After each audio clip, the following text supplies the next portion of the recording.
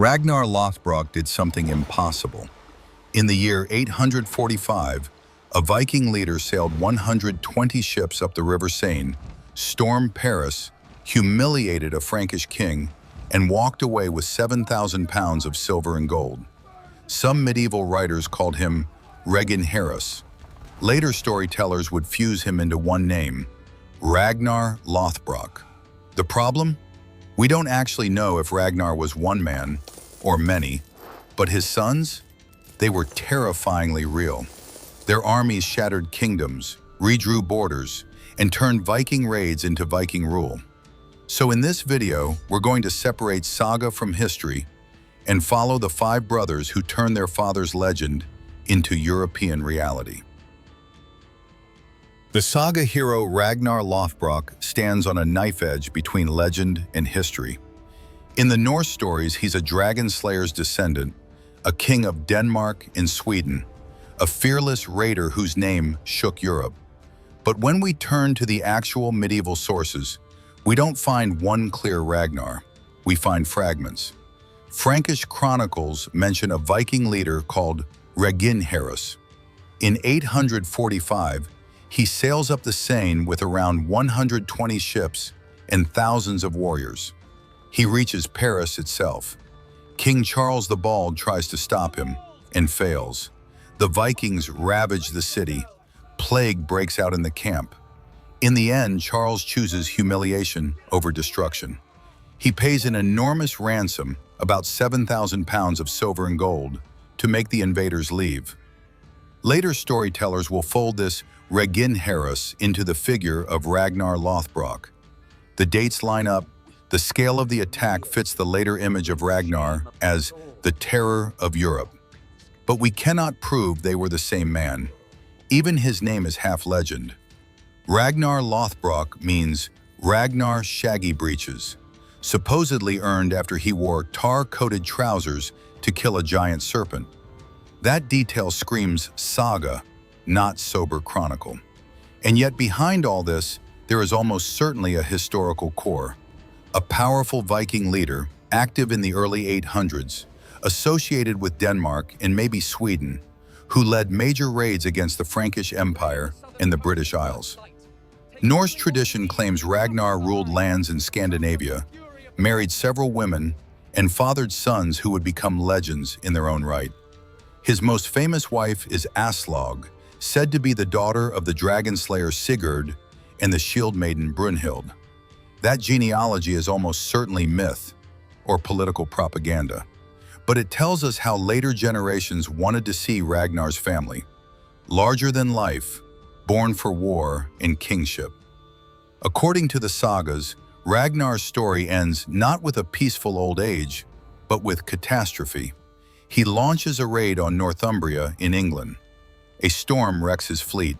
His forces are scattered. Ragnar is captured by King Ella of Northumbria. And then comes one of the most famous Viking death scenes of all time. Ragnar thrown into a pit of snakes. As the venom takes hold, he laughs. He boasts that his sons will avenge him. Whether this really happened, or whether it's a symbolic tale of humiliation and revenge, we can't say. But what happened next was very real, because his sons did come. And they came with a fury Europe had never seen. In the year 865, the Anglo-Saxon Chronicle records something terrifying. A massive Viking force arrives in England. It will go down in history as the Great Heathen Army. Unlike earlier raids, this is not a quick hit and run on a coastal monastery. This is an invasion. The Vikings land in East Anglia, take tribute, and then move north toward Northumbria. English and later Norse sources name some of the leaders: Ivar, Halfdan, Ubba, and others. Centuries later, Norse sagas will claim they are all sons of Ragnar Lothbrok, marching to avenge their father's death. Whether that specific motive is true or not, one thing is clear: these men are real. Their army is real, and the destruction they unleash will change England forever. Their first great target is York, one of the most important cities in the north. In 866, the Vikings take it, The Northumbrian kings, Aelle and Osbert, try to retake their city. They fail. Aelle is captured. According to later Norse writers, Ivar orders him executed using the blood eagle, a ritual involving splitting open the back and pulling out the lungs. Most modern historians suspect the blood eagle is a poetic exaggeration, a later misunderstanding of skaldic verse. But the core fact remains. Aelle dies, his kingdom collapses, and the Great Heathen Army tightens its grip on England. Now let's follow the brothers, one by one.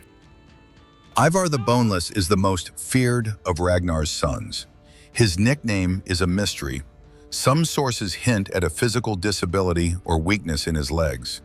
Others think it might refer to flexibility, or even be an insult invented by enemies. Whatever the origin, it clearly didn't stop him. Because Ivar is not remembered for brute strength, he is remembered for his mind. As a leader of the Great Heathen Army, Ivar helps orchestrate the capture of York and the destruction of Northumbria. He prefers long campaigns, pressure, and psychological warfare over simple smash-and-grab raids. After Northumbria falls, Ivar doesn't just grab loot and leave. He rules from the shadows, placing puppet kings on the throne. Where other Vikings crave land to farm, Ivar craves control. Later, he turns his attention west. Irish annals record a powerful Viking ruler known as Ímar, king of Dublin, active in the same period.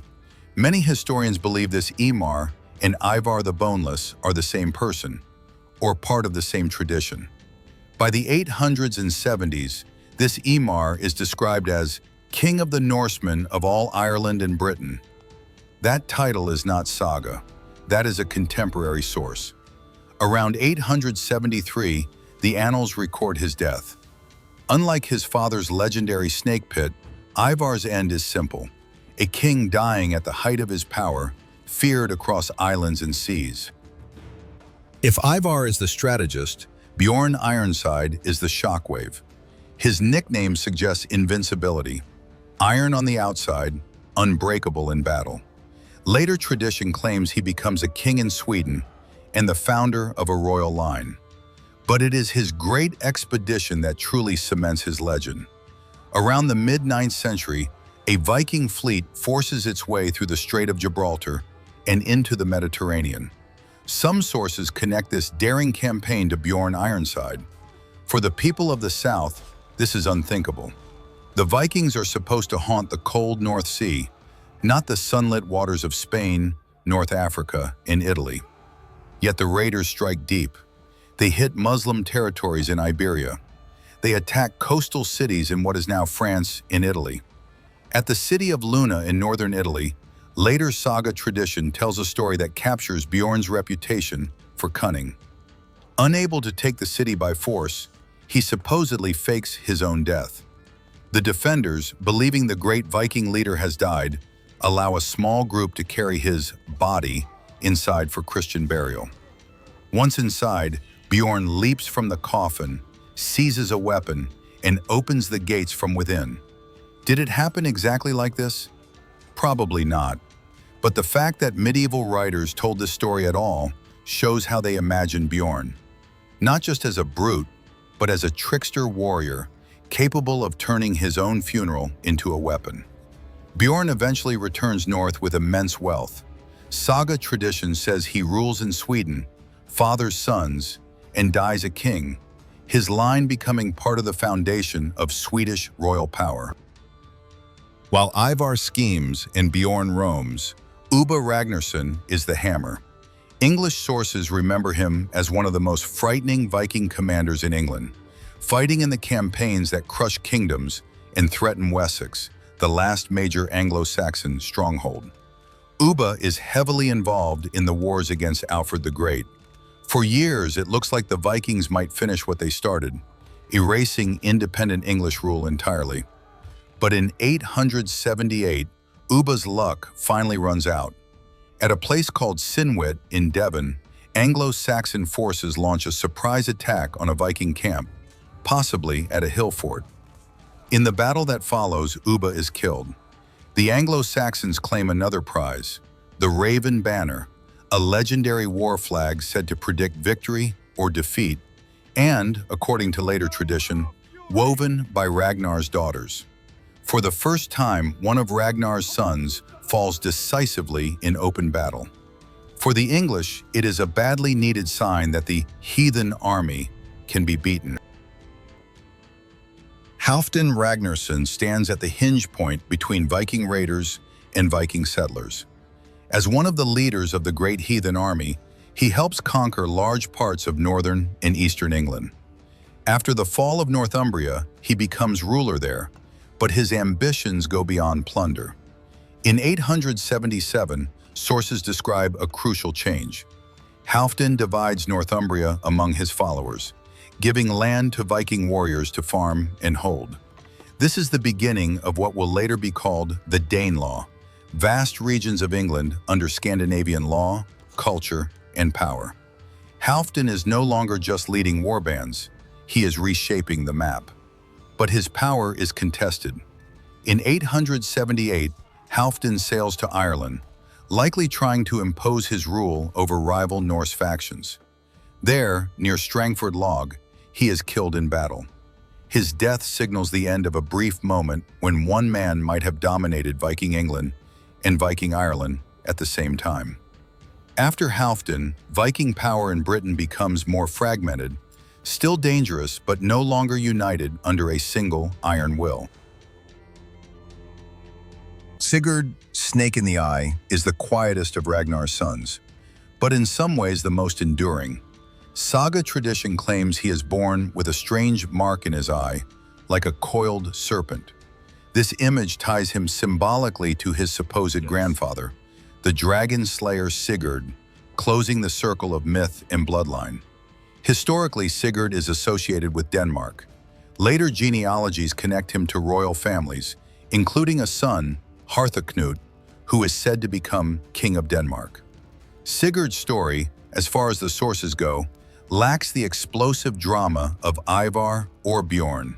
No epic death in battle, no vast invading armada. Instead, his power lies in what comes after him. Through Sigurd, the figure of Ragnar Lothbrok is woven directly into the legitimate royal lines of Scandinavia. Future kings can claim descent not just from powerful warriors, but from a semi-mythical conqueror whose legend stretches from Pit of Snakes to Paris, from York to the Mediterranean. By the end of the 9th century, the sons of Ragnar are gone. Ivar dies a king, feared from Ireland to Britain. Bjorn dies a ruler, enriched by raids that reach the heart of the Mediterranean. Ubba dies in battle, banner in hand. Halfdan dies a conqueror turned landlord, architect of the Danelaw. Sigurd dies a dynast, his blood flowing into royal veins. And Ragnar? That is the paradox. The man whose name echoes through all their stories is the one we see least clearly. He might be one warlord, or two, or three, fused together in the furnace of memory and saga. Maybe he did die in a pit of snakes. Maybe he died in some nameless skirmish. Maybe the real Ragnar would not recognize himself in the legends. But in the end, his personal story almost doesn't matter, because his sons, real men with real armies, made his name immortal. They shattered old kingdoms. They humbled Christian kings. They turned fragile coastal raids into permanent rule, carving out territories that would reshape England, Ireland, and Scandinavia. The Viking Age did not begin with Ragnar Lothbrok, but through the warriors who called him father, it reached a new level.